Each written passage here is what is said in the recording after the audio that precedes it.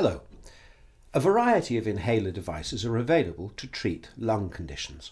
This video will show you how to use your Accuhaler. If you use your inhaler correctly, you'll get more of the medication into your lungs, giving you better control of your breathing problem.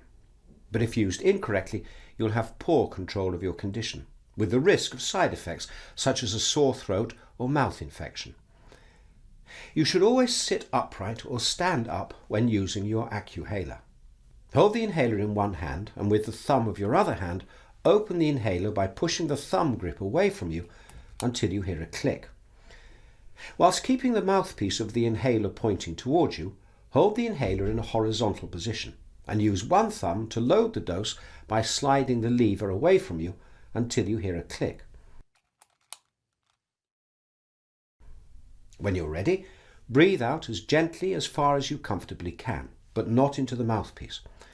Now place the mouthpiece into your mouth and between your teeth, but don't bite down on it. Close your lips around the mouthpiece to form a tight seal. Once you're ready, breathe in as forcefully and deeply as you can.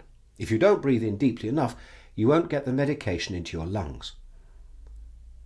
Remove the inhaler from your mouth while holding your breath for up to 10 seconds, or as long as is comfortable for you. When you can no longer hold your breath, breathe out slowly.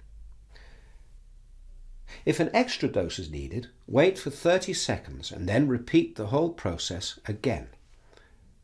When you're finished, close the inhaler by sliding the thumb grip towards you. If your inhaler contains a steroid, brush your teeth or rinse your mouth with water and spit it out after every use to prevent mouth infections. Ask your pharmacist if you're unsure whether or not your inhaler contains a steroid. The counter will indicate when it's time to get a new inhaler. If you have any questions, speak to your GP, practice nurse or pharmacist for assistance.